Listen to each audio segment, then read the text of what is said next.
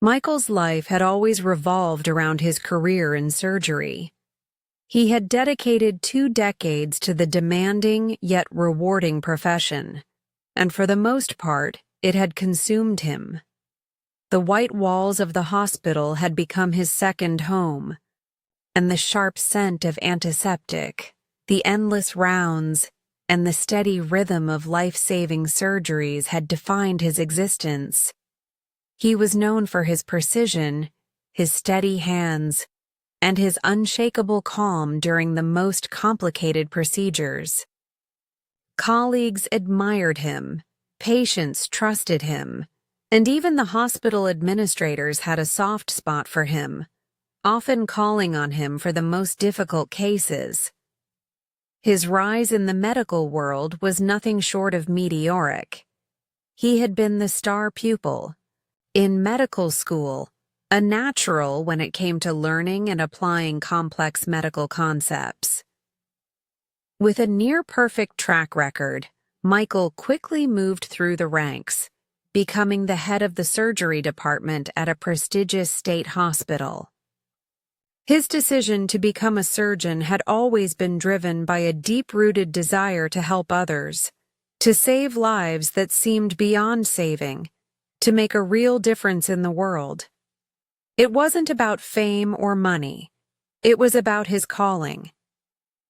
However, somewhere along the way, he had neglected the one thing that mattered just as much: his personal life. Michael had always been single.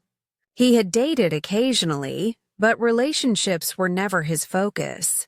His mother had always been there for him, a constant in his life, but he had sacrificed everything else for his career.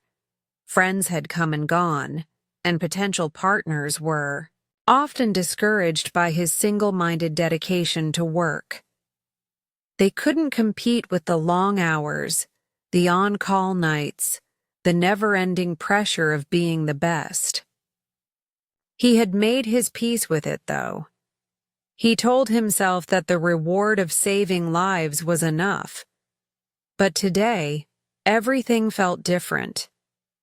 Michael was not in the operating room or meeting with colleagues. He had just witnessed a devastating failure. His hands shook as he sat in his office, staring out the window, struggling to process the reality that for the first time in his entire career, a patient had died on his operating table. It wasn't due to a lack of skill or effort. The patient had arrived in critical condition, far beyond saving. But that didn't matter to Michael. He was a surgeon. He was supposed to save them all. The weight of that thought was crushing. The memory of the patient's lifeless body, the defeated look in their family's eyes, and the sense of failure that had settled deep in his chest plagued him. How could he have let this happen? Could he have done something differently? Was there a procedure, a medication, a decision he had missed? These questions swirled in his mind, refusing to let go. He had always prided himself on his meticulous attention to detail and his ability to stay calm under pressure, but today he was anything but calm. His mind raced as he sat behind his desk, the familiar feeling of control slipping away. His hands trembled as he reached for a crumpled pack of cigarettes from the bottom drawer of his desk, a habit he had kicked months ago. The stress of the day had caused him to lapse. As he fumbled with the cigarette and struggled to light it, the flame finally caught, and he inhaled deeply. The nicotine hit him almost immediately, calming his shaking hands and slowing his racing heart. It was a temporary escape, a brief moment of solace in the midst of his turmoil. Gazing out the window, Michael's thoughts drifted back to his career, to the years of sacrifice, the countless surgeries, the accolades, and the respect he had earned. But now, all of it felt hollow. Was this all worth it? Was his career, his entire life, built on the illusion that he could save everyone? The realization hit him harder than the cigarette smoke in his lungs. Today was a turning point. The death of his patient wasn't just a loss for the hospital.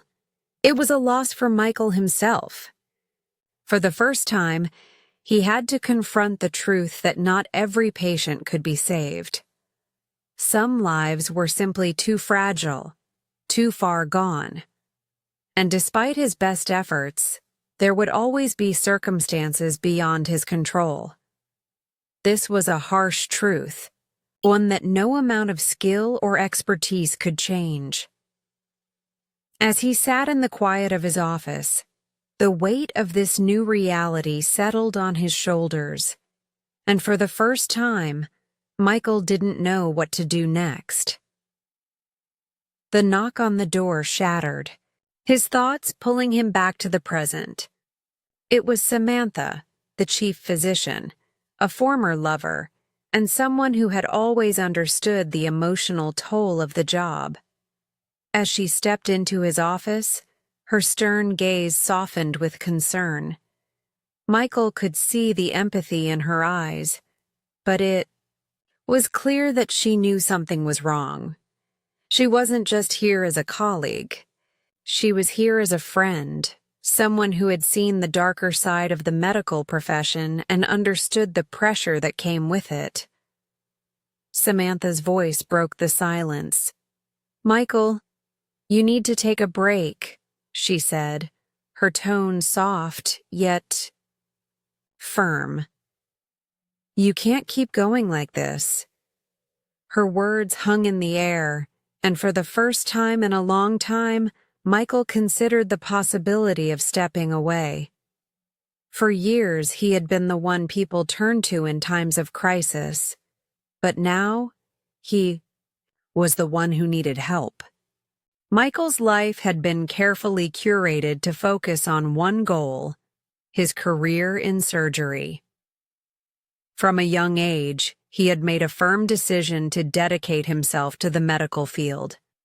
His resolve was unshakable, driven by a deep, almost spiritual desire to save lives.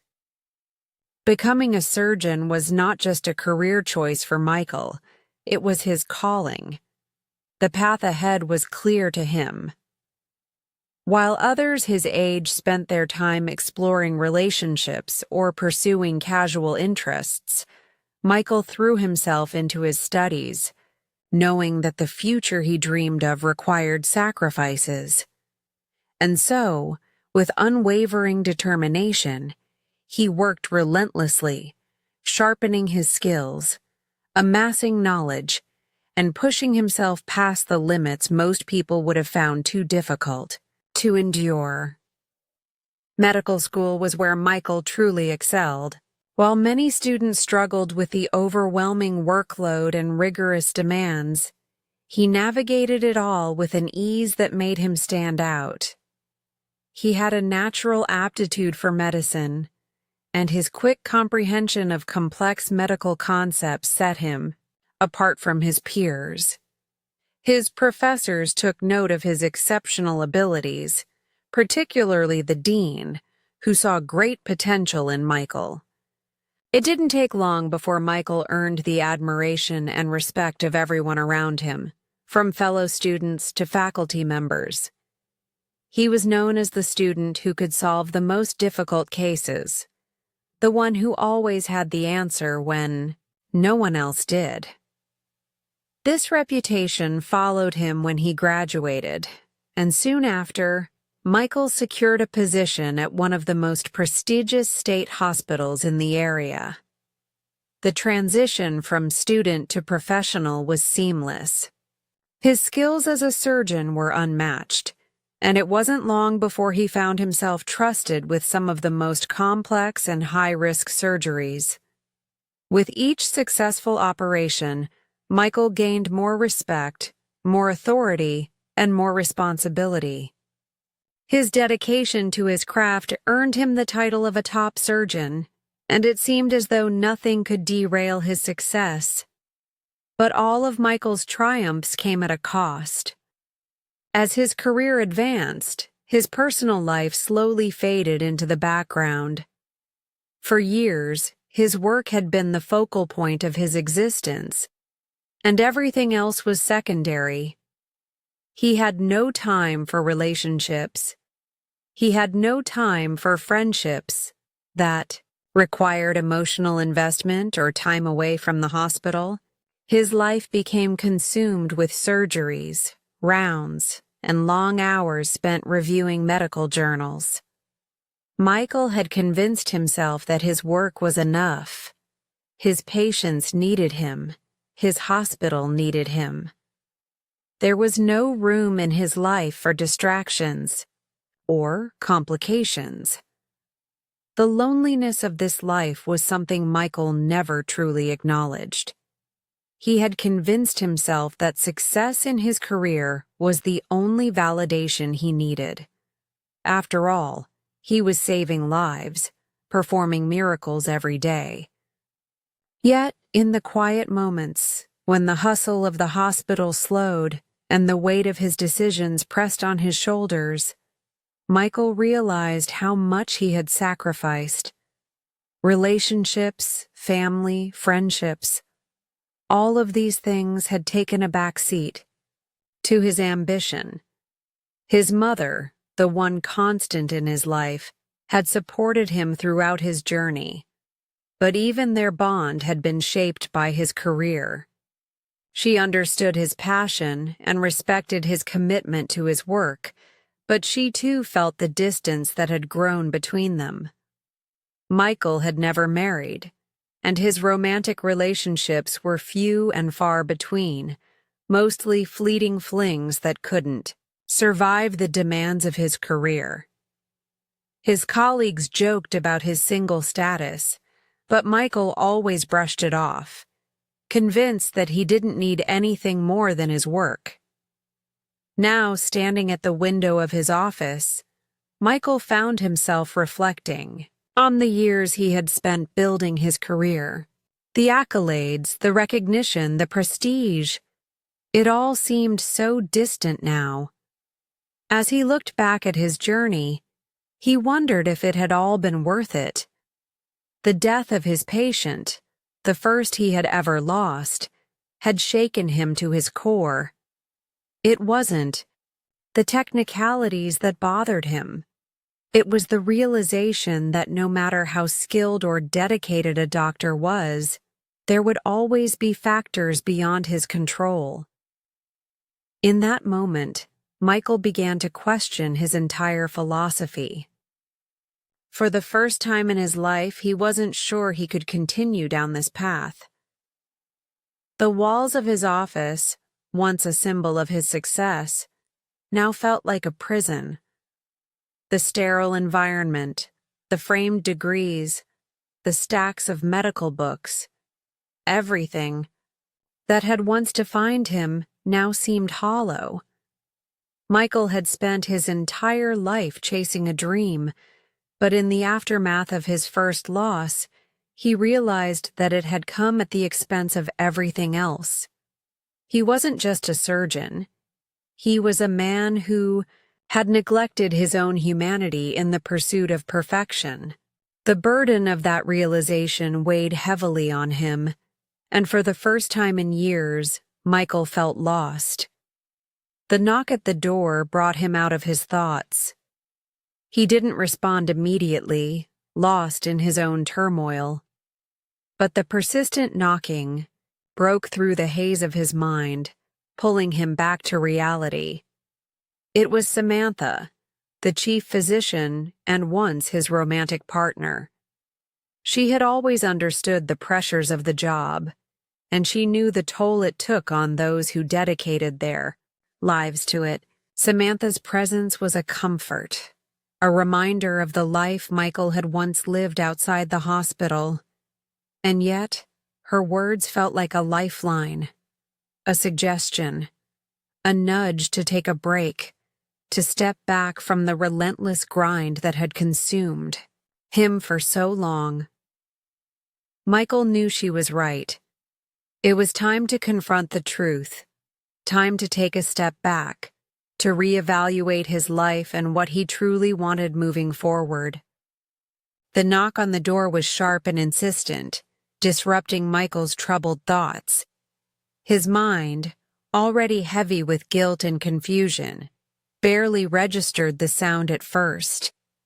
But when the knock came again, more persistent this time, Michael reluctantly pulled himself from the haze of self-doubt that had enveloped him. He stared at the door for a moment before slowly rising from his desk. He didn't want to talk to anyone. Not now, not with the swirling thoughts and emotions still overwhelming him, but he had no choice.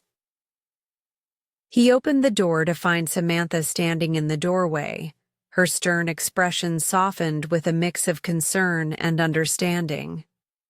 As the chief physician, she was a constant presence at the hospital, known for her no-nonsense approach to leadership. But she wasn't just his colleague. They had once been romantically involved, their bond having transcended the professional boundaries of their work.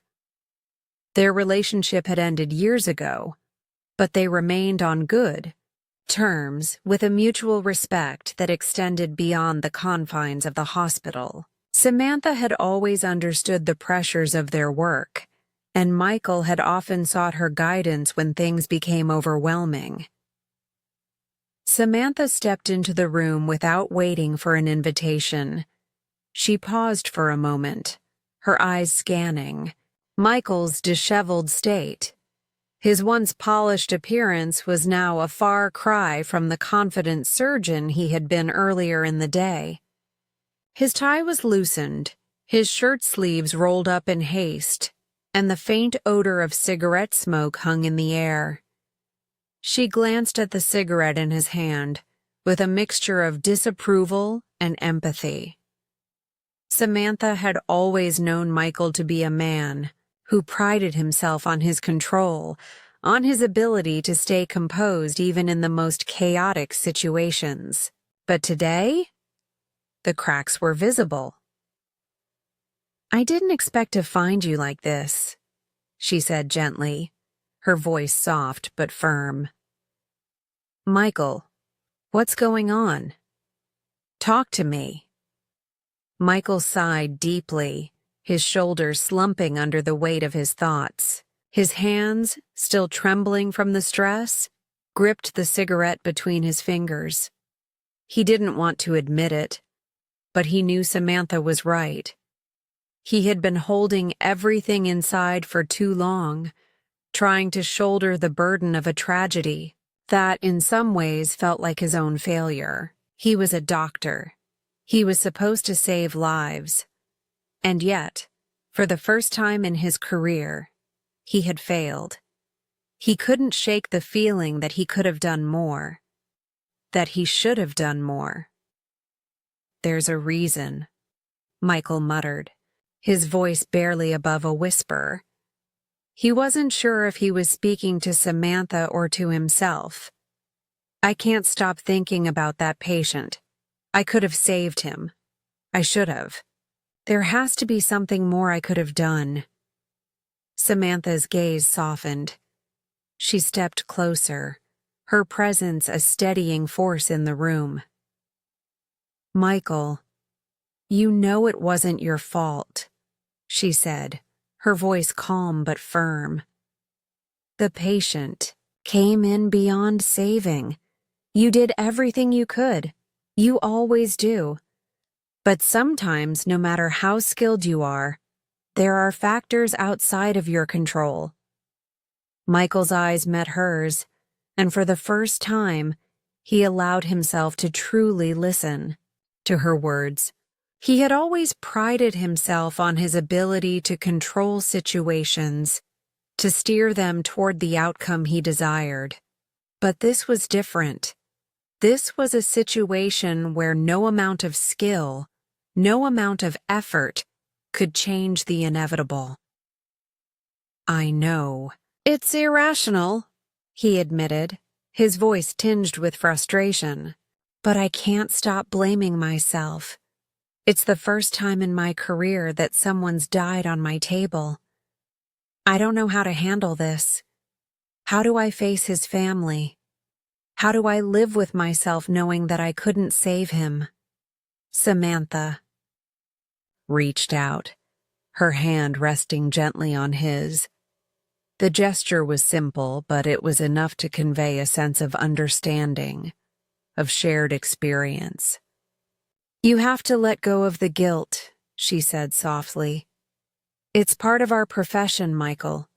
We can't save them all. It's the hardest lesson we have to learn, but it's one we have to accept." Her words hung in the air, a bittersweet truth that Michael had spent years avoiding. The weight of the realization was heavy, but it was a truth he could no longer deny. In that moment, he felt a shift, a recognition that perhaps it was time to stop running from the reality that no one could be perfect, not even a surgeon. Samantha's voice broke through his thoughts again, this time with a suggestion. "Michael, maybe you should take a break. A week away from all this. A change of scenery. When was the last time you took a vacation?" The question caught him off guard. Michael had never been one to take breaks. He had always thought of time off as a luxury, something he couldn't afford. The hospital needed him, and his patients depended on him. But as Samantha stood there, her expression a mixture of concern and authority, he realized she was right. He had been running on empty for far too long. "A week?" he repeated, his mind racing with uncertainty. "What would I even do?" Samantha's response was matter-of-fact. "Go to the mountains. Get some fresh air. Clear your mind. It's not a luxury, Michael. It's necessary. You're at a breaking point, and I can't watch you push yourself over the edge. You need to rest." It took a moment for the words to sink in. But Michael finally nodded, his exhaustion and emotional turmoil making the idea of taking a break seem like the only viable option. "All right," he agreed, though there was hesitation in his voice. "I'll do it.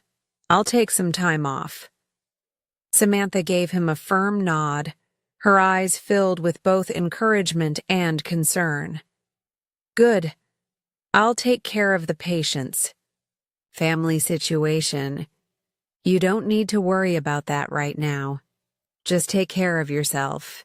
As Michael stood there, still feeling the weight of the past few hours, he realized that this break, this time away, wasn't just about escaping the hospital. It was about facing the reality that he needed to heal, both as a doctor and as a person. The road ahead wouldn't be easy, but with Samantha's gentle nudge, he knew it was time to take the first step. Michael's week-long retreat to the mountains offered him a brief respite from the storm that had taken over his mind. For the first time in what felt like forever, he allowed himself to disconnect from the relentless demands of his job. He turned off his phone, leaving behind the constant buzz of hospital calls and emails, and surrounded himself with the quiet beauty of nature. The peace was palpable. The air was fresh, the sky clear, and the sounds of birds chirping filled the air. Michael hiked through the winding trails, breathing in the solitude, allowing the stillness to ease the tension in his body. For days, he wandered without purpose, letting the mountains cradle his troubled mind. He hiked to familiar spots he had visited years ago when he had first discovered the mountains as a means of escape. He remembered how he had often come here to clear his thoughts, long before his career became so overwhelming. The trails had always offered a sense of calm, a feeling of connection to something bigger than himself. As he walked through the wooded paths, Michael found himself reflecting on his life, on the choices he had made, the sacrifices he had endured, and the price of his dedication to his work. Yet, as the days passed, the initial peace he felt began to give way to restlessness. The mountain air could only soothe him for so long. He had spent so many years building his career, but now, faced with the death of a patient and the sudden loss of his job, he felt adrift. What was the point of all his accomplishments if they could all be taken away in an instant? The comfort of the mountains could not erase the questions that haunted him. Had he made the right choice? Was his career worth the loneliness? And what about the patient? Could he have done something different? In the quiet of the mountains, these questions became louder, echoing through the stillness of his mind. He found himself struggling with guilt. Guilt for the patient he couldn't save, guilt for neglecting his own well-being, and guilt for pushing people away in his relentless pursuit of professional success. He had always prided himself on his ability to save lives, but now, in the wake of his first failure, he realized that saving lives wasn't always enough. Some things were beyond his control. As Michael sat on a rock overlooking a serene valley, he closed his eyes and let the sounds of nature wash over him. He had been so consumed with proving himself as a doctor that he had forgotten how to just be human. His mind wandered back to his mother, to the quiet moments they had shared before his career had swallowed him whole. She had always been there, for him, supporting him without question, yet he had failed to do the same for her. He had never fully been present, always chasing the next case, the next surgery. He had been so focused on saving others that he had forgotten the importance of saving himself. But as he sat there, surrounded by the vastness of the mountains, Michael realized that he could no longer keep running. He couldn't continue to bury his feelings under layers of professional success. It was time to face the truth. He needed to heal, both emotionally and physically. His work could wait.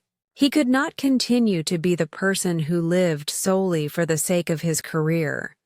The balance he had been searching for, the peace he so desperately needed, wasn't going to come from performing surgeries or earning accolades. It was going to come from taking time for himself, from acknowledging his limitations and learning to care for the parts of him that had been neglected for too long. When the week came to an end, Michael felt a sense of clarity he hadn't experienced in years. His mind was still troubled, but it was quieter now. The guilt that had plagued him was still there, but it wasn't as overwhelming. The mountains had given him the space to process, to reflect, and to breathe. He knew that he wasn't done with his career, but he also understood that he couldn't continue down the path he had been on. He needed to make changes, not just professionally, but personally.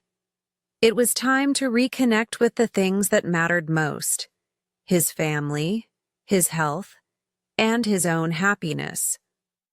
As he made his way back to the city, Michael felt a sense of determination. He was ready to face what lay ahead, to rebuild the parts of his life he had neglected. The journey wasn't going to be easy, but he was no longer afraid of it. For the first time in years, he felt a sense of hope. The mountains had reminded him that it was possible to find peace in the midst of chaos. He had to learn to apply that same sense of calm to his own life. Upon his return to the hospital, Michael immediately sensed that something had shifted. There was a strange energy in the air, a quiet tension that hung over the staff. It was subtle, but unmistakable. As he walked through the hallways, colleagues exchanged furtive glances, their expressions a mix of curiosity and something else, something unspoken. Michael couldn't place it, but he knew that the hospital, and his role within it, had changed. It wasn't just the loss of his patient that had altered everything. It was the realization that his life had been defined by his work in ways that were no longer healthy or sustainable. When he reached his office, the sense of unease became palpable. He could feel the weight of the past few days pressing down on him, and he knew that his return would not be as simple as stepping back into his old routine. The journey of self-reflection he had begun in the mountains was just the beginning. The real challenge would be confronting the changes that awaited him in the world he had once dominated. And, as he sat at his desk, Michael realized that the path ahead would require not just physical healing, but emotional courage to rebuild the pieces of his life that had been broken. After his week in the mountains, Michael returned to the city with a renewed sense of purpose, but the emotional weight of his recent experiences still lingered. The time away had given him some clarity, but it was also clear that his path forward would require significant change. As he re-entered his daily life, he knew that he couldn't continue living the way he had before. The brutal reality of his first patient death, his unexpected firing, and the isolation he had felt in his personal life had all taken their toll. He could no longer just rely on his professional success to give him meaning. However, when Michael returned to his apartment, he found himself thrown into a new, unexpected chapter. The weight of his own troubles, while still present, momentarily faded when he went to the local supermarket. The mundane task of grocery shopping, something that had never been a significant event in his life, now offered a brief reprieve. He walked through the aisles absent-mindedly, lost in his thoughts. He wasn't particularly hungry, nor did he need anything urgently, but he filled his cart with items as if on autopilot. His mind was elsewhere, on the loss, on the uncertainty of his future, on how his life had unraveled so quickly. As he reached the checkout, it was only then that he realized he had grabbed far more than he needed. 3 full bags of groceries. He looked down at them, surprised at his own absent-mindedness. A flicker of frustration passed through him, but he paid for the groceries anyway. He couldn't summon the energy to rethink his choices, nor could he shake the disorienting feeling of being out of control. As he walked out of the store, Michael heard a faint voice calling to him from a distance. At first, he wasn't sure if it was directed at him, but as the voice grew louder, he turned and saw a woman approaching him. She was dressed in worn clothes, holding the hand of a small child. Her eyes were tired, and there was a clear sense of distress in her expression. Michael, though drained from the chaos of his own life, couldn't ignore the obvious desperation in the woman's face. She hesitated before speaking, clearly uncomfortable with making the request. "Excuse me, sir. I'm sorry to bother you, but could you spare some money? My daughter is very hungry, and we don't have enough to buy food." Her voice was quiet, almost apologetic, and Michael found himself pausing. The little girl, holding her mother's hand, looked up at him with wide, sad eyes, clearly undernourished. and Michael's heart went out to them. He had seen hunger in the faces of patients before, but this was different. There was something raw and vulnerable in their situation, something that reached beyond the usual calls for charity. Michael opened his mouth to respond, but the words came out more briskly than he intended. "I don't have any cash on me," he said, his voice slightly clipped. But as he looked down at the bags in his hands, bags filled with more food than he could possibly use, he felt a shift inside him. There was something in the woman's voice, in the child's eyes, that made him reconsider. "I don't have any cash, but I can give you some of these groceries," Michael said. He couldn't fully understand why he was doing it. It didn't make sense, but in the moment it felt right. "I'm not sure why I bought so much. Maybe it was meant for you." The woman's face lit up with gratitude. "Thank you so much," she said, her voice thick with emotion. "I wouldn't ask if it weren't for my daughter. She hasn't eaten much lately." Michael handed over one of the bags, and as the little girl's face brightened with hope, something in him stirred. He didn't know why, but the simplicity of their need, the authenticity of their desperation, reminded him of something he had long forgotten: the power of small acts of kindness. As he turned to leave, he heard the little girl's voice behind him. "But Mommy, we don't have a place to keep all this stuff. What are we going to do?" she asked, her voice filled with concern. The mother shushed her gently, trying to silence her daughter's worries, but Michael had already stopped in his tracks. The words lingered in his mind, echoing louder than anything else that had happened in the past few weeks. He turned back toward them, his heart heavy with the sudden realization that their struggle was far deeper than he had imagined. "Where are you from?" Michael asked softly, approaching them again. His voice was gentle, but firm, insistent on understanding their situation. The woman seemed hesitant, unsure of how much to reveal. "Oh, it's nothing, sir," she began, trailing off. "I don't really have a job and we're just trying to get by." But as the little girl looked up at him with tears in her eyes, the truth began to unravel. "I don't want to sleep under the bridge again," the little girl said, her voice trembling. The mother's face faltered, and she quickly tried to hush her daughter, but it was too late. The child's words were out, and Michael understood. Compelled by their raw vulnerability, Michael didn't hesitate. "Get in my car," he said, his voice steady despite the surge of emotions he was feeling. "I have a spare room at my apartment. You can stay there for now. You don't have to worry anymore."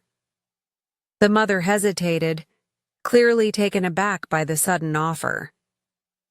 "But you don't know us," she said, a mix of disbelief and cautious hope in her voice. "I know," Michael replied, his tone soft but firm. "But I can't leave you two out here like this. You need a place to stay." His decision wasn't planned, nor was it easy, but Michael knew he couldn't walk away from their plea for help. In that moment, he realized that his purpose wasn't just to save lives in the operating room. It was to offer support and compassion wherever it was needed most, even outside the confines of his career. Helping these strangers, this mother and child, might just be the step he needed to take in order to rediscover the humanity he had lost in the years of sacrificing everything for his profession. As they drove to his apartment, Michael felt a sense of purpose settle in his chest. This was more than a random act of kindness.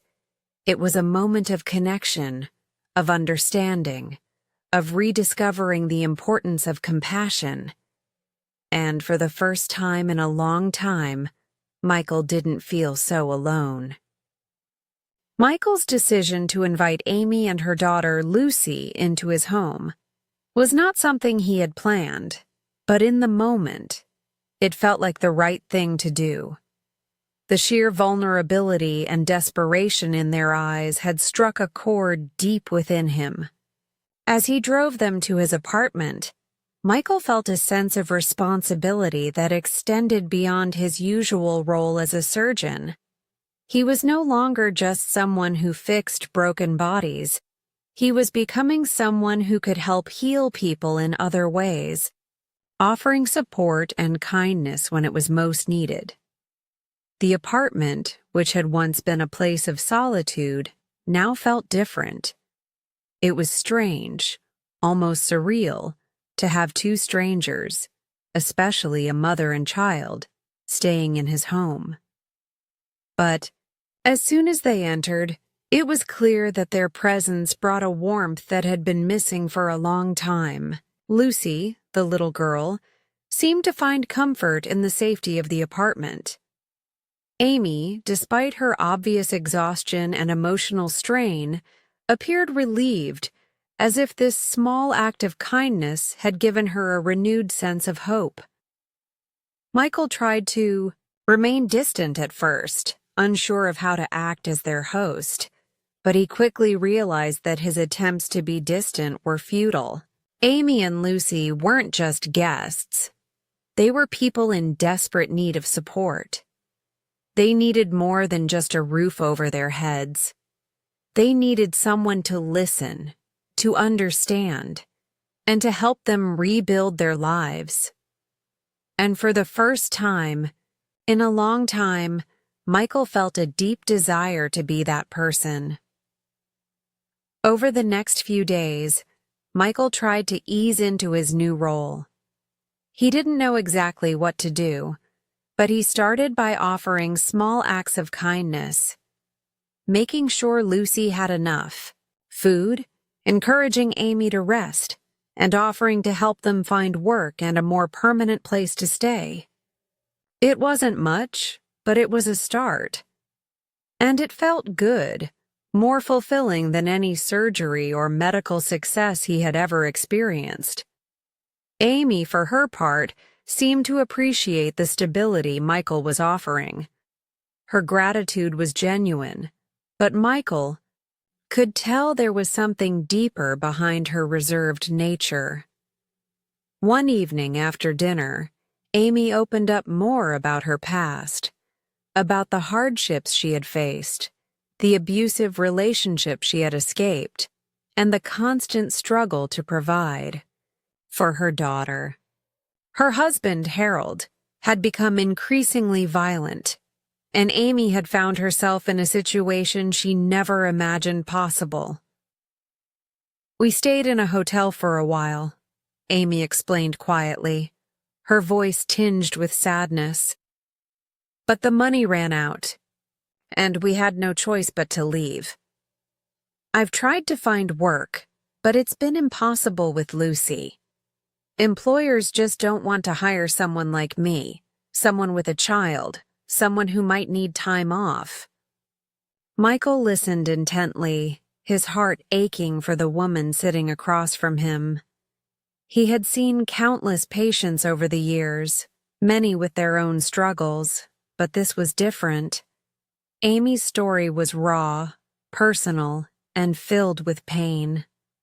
And yet, despite everything she had endured, she was still here, still trying to make the best of her situation for the sake of her daughter. "What happened to your husband?" Michael asked, careful not to push too hard, but wanting to understand. "More?" Amy's face tightened slightly and she looked away. "He's out there somewhere. I don't know if he's looking for us or if he even cares. But I can't go back.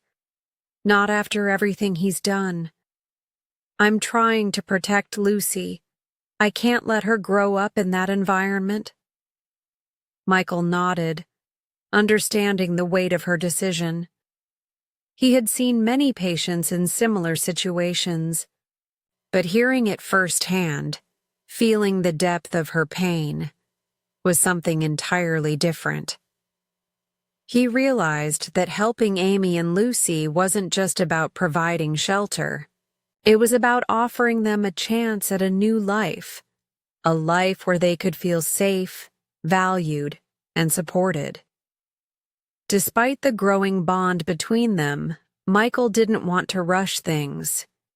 He knew that Amy and Lucy needed time to heal just as much as he did. They were all dealing with their own wounds, and it would take time for those wounds to fully heal. But in the meantime, Michael was determined to offer as much support as he could. He knew it wouldn't be easy, but he was willing to try. One evening, while preparing dinner, Michael found himself thinking about his own mother. He hadn't talked to her about his new guests yet, and he felt conflicted. He knew she would be concerned, and he wasn't sure how she would react. She had always been understanding, but this was different. Inviting two strangers into his home was one thing, but telling his mother about it was another. That night, Michael called his mother, Helen. Her voice, warm and comforting as always, made him feel a little lighter, even though he was still carrying the weight of his own struggles. "Hey, Mom," he began, trying to sound casual, though his words felt awkward in his mouth. "I've been meaning to talk to you about something." "What's going on, son?" Helen's voice was filled with concern, sensing that something was off. Michael hesitated for a moment before telling her about Amy and Lucy. He explained their situation, their need for help, and how he had decided to offer them a place to stay. He expected some resistance from his mother. She was protective, and she would worry about him letting strangers into his home. But instead, she listened quietly, and when he finished, her response was simple but reassuring. "You've always had a kind heart, Michael," she said. "I'm proud of you for helping them. Just make sure you're careful, and don't forget to take care of yourself too." Her words hit Michael harder than he expected. He realized that, in the end, it wasn't about making the perfect decisions or solving every problem. It was about showing up, offering help, and doing what he could with the resources he had. In that moment, Michael realized that helping others, especially when they were at their lowest, was what he had been missing in his life. It gave him purpose in a way that surgeries and accolades never could. As the days passed, Michael found himself more invested in Amy and Lucy's lives. He helped Amy look for work, arranged for a counselor to help her process the trauma she had endured, and made sure that Lucy had everything she needed to feel safe and secure. In return, Amy and Lucy brought a warmth and joy to his apartment that he hadn't experienced in years. Michael began to understand that this unexpected journey, offering help to a family in need, was exactly what he needed to heal. It was a reminder that, despite everything that had happened, he still had the power to change lives, to offer hope, and to make a difference, one small act at a time. As the days passed, Michael found himself settling into a new rhythm. The presence of Amy and Lucy in his apartment had brought an unexpected warmth to the place. For the first time in years, his home felt less like an empty shell and more like a space where life and connection could truly flourish. There was a comfort in their presence, a gentle reminder that family didn't always have to be defined by blood. It could also be about the bonds we form through compassion, understanding, and shared experiences. Amy had quickly adapted to her new surroundings, and although her life had been marked by hardship, she seemed to possess a quiet strength that was beginning to shine through. Michael was struck by her resilience. Despite her past, the abuse she had suffered, and the challenges she faced as a single mother, she was not defeated. Instead, she was determined to provide a better life for Lucy, and that determination had sparked something in Michael. Lucy, too, was beginning to thrive in this new environment. The little girl had quickly found comfort in the stability of Michael's home. He was amazed at how a child so young could carry such an inner strength. Lucy's joy was infectious, and watching her run around the apartment, laughing and drawing with an enthusiasm that reminded him of simpler times, made Michael's heart swell with a mix of pride and gratitude. He had never imagined that offering help to strangers would lead him to such a profound connection with both of them. One evening, as Michael prepared dinner in the kitchen, he couldn't help but reflect on how quickly his life had changed. He had gone from being a solitary figure consumed by his work to someone who was learning to embrace the messiness and beauty of human connection. It was a change he hadn't anticipated, but one he was beginning to accept. Amy had been quiet most of the day, but as they sat down for dinner, she looked at Michael with a sense of gratitude in her eyes. "I can't tell you how much this means to me," she said softly, her voice filled with emotion. "You didn't have to do this, but you did. You gave us a chance when we had nowhere else to turn." Michael smiled, but there was a part of him that didn't quite know how to respond. His gesture hadn't been about anything grand or noble. It had simply been the right thing to do. But hearing Amy's words stirred something deep inside him.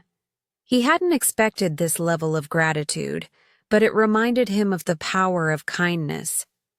Over the next few days, Amy continued to open up about her past. One evening, as they sat on the couch after dinner, she shared more about her abusive marriage, her decision to leave, and the struggles she faced in trying to rebuild her life. She spoke with a quiet honesty, not seeking sympathy, but simply trying to make sense of everything she had gone through. Michael listened carefully, realizing that what Amy had endured went far beyond the typical struggles he encountered in his medical practice. This wasn't just about physical survival, it was about emotional survival. Amy's ability to open up to him, to share her vulnerabilities, spoke volumes about her strength. It was a strength he admired, and it made him want to do more for her and Lucy. One night, as Michael was preparing to leave the apartment for a quick errand, he had an idea. Lucy's enthusiasm for drawing had caught his attention, and he thought about how much it would mean to her to nurture that talent. He went out and returned with a sketchbook, colored pencils, and a set of high-quality drawing materials. When he presented them to Lucy, her eyes lit up with excitement. "These are for me?" she asked in disbelief, and Michael nodded. Lucy eagerly began sketching that night, and her talent was clear. As she worked, Amy watched her daughter in awe, her heart swelling with pride. "She's been drawing for years, but she's never had the tools to really express herself like this," Amy said, her voice thick with emotion. "Thank you, Michael. This means so much." In that moment, Michael realized that the small gestures, the things he had done without thinking, had already made a profound difference in their lives. It wasn't just about providing food or shelter. It was about offering a sense of dignity, of hope for a better future. And in return, Amy and Lucy had given him something unexpected: connection, purpose, and a sense of fulfillment that he had long been missing. As the days continued, Michael helped Amy look for work, and he encouraged her to consider her options outside of the constraints of her past. It wasn't easy. There were many obstacles, and the scars of her past still lingered. But Michael knew that the first step toward healing was creating the space for hope, for new opportunities, and that was something he was committed to helping her achieve. One afternoon, as they sat in the living room together, Michael took a deep breath and broached the subject he had been avoiding: his mother. He hadn't told her about Amy and Lucy yet, and he knew he needed to. "Mom's been asking about you," he said to Amy. "She doesn't know about you staying here, but I think it's time I tell her." Amy's face grew tense. "Are you sure about that? I mean, she might be suspicious. I don't want to cause any trouble." Michael smiled gently, understanding her concerns. "I think it'll be okay. My mom's been through her own struggles. She's been alone for a long time, and she understands what it's like to fight for something better." Amy nodded, though she still seemed hesitant. "If you think it's the right time, then I'll meet her. But I'm still not sure about it all. It feels so unexpected." Michael leaned back in his chair, his thoughts drifting. "Life is unexpected, Amy. Sometimes we have to take chances, to trust people even when we don't know what will happen. It's the only way we grow." And as they sat there, the weight of their pasts hanging in the air between them, they both realized that this was the beginning of something new. They were all starting over, in their own way. And in that moment, Michael understood that this unexpected connection was a part of his own healing.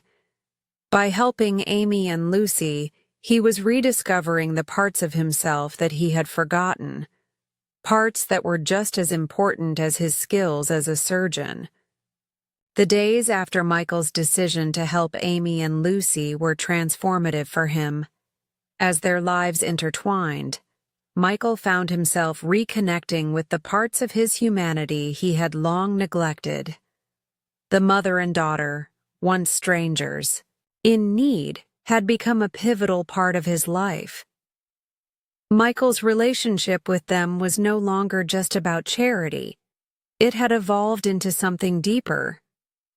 It was a reminder that, even in the midst of his own pain and confusion, he had the ability to offer something greater than medical expertise: love, empathy, and connection.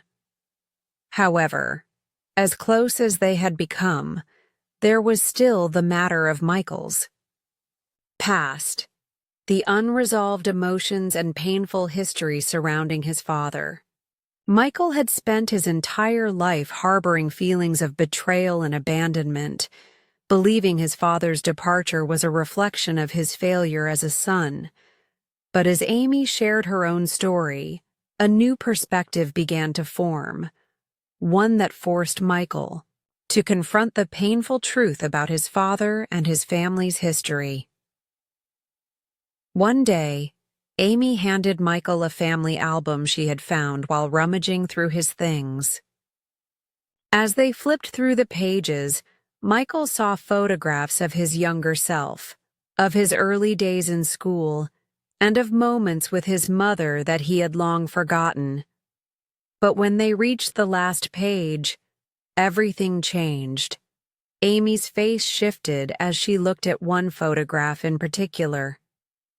It was a picture of a man and a young boy, the man unmistakably Michael's father. Amy pointed to the man in the photo, her voice barely a whisper. "Who is this?" she asked, her eyes wide with confusion. Michael paused, unsure of where this conversation was heading. "That's my father, Stephen," he replied, his voice trembling slightly. "Why?" Amy's complexion drained, and she looked at the photo again, this time more closely. "What is his full name?" she asked, her voice cracking. "Stephen Clark," Michael said, still unsure of what was happening. "What's going on, Amy?" Amy's hands trembled as she reached into her pocket and pulled out a small locket. She opened it and handed it to Michael. Inside was a photo of the same man, Michael's father, but this time there was a young girl next to him. Amy, when she was a child. Michael's heart skipped a beat. "What is this?" he gasped, his voice thick with disbelief. Amy's eyes filled with tears as she spoke. "Stephen is my father too, but not by blood." She paused, taking a deep breath, and continued. "I never knew him as a romantic partner to my mother.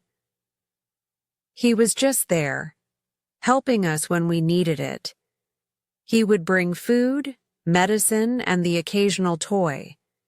He was kind, compassionate, but my mother never wanted to admit that he was helping us, especially when things started to fall apart with your family."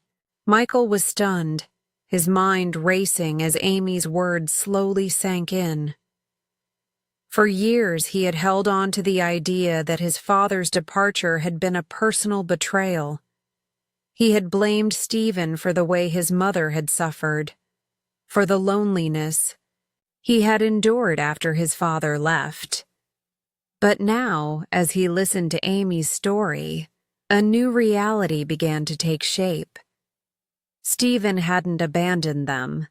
He had been a man caught between two families, each needing him in different ways. Amy's voice softened as she continued. "I was confused too. My mom said he was the reason our family fell apart, but it wasn't true. When she saw him with us, she assumed he had started a second family. I don't think she ever realized that it wasn't what she thought." The truth hit Michael like a wave. He had never questioned his mother's version of events. He had spent so many years resenting Stephen without understanding the full context. His father's absence had been painful, but it had also been a wound that Michael had never allowed himself to fully process. In that moment, the bitterness and anger that had festered for so long began to dissolve. The truth, while painful, brought clarity. Michael realized that Stephen had never truly abandoned him. He had been forced into a difficult situation, caught between conflicting loyalties. "But why didn't he ever reach out to me?" Michael asked, his voice barely above a whisper. Amy paused, her expression distant as she recalled the past. "He tried, Michael. After my mother passed away, I reached out to him. He had already left your family and he was living alone. When he found out I might be placed in foster care, he took me in. He became my father, in every way but blood." Michael was silent, processing everything Amy had just revealed.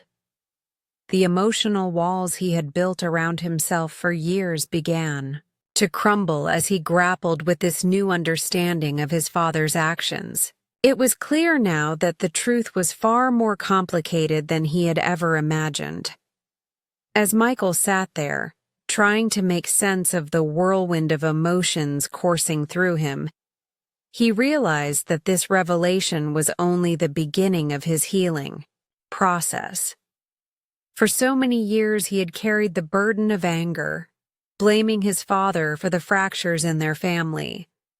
But now he saw things differently. The man who had once seemed like a distant stranger was, in reality, a man who had tried to help in his own way. And Michael had spent so many years fighting against that help, not knowing the full story. The conversation with Amy was a turning point. It was the moment when Michael realized that forgiveness wasn't just about letting go of the past. It was about understanding it.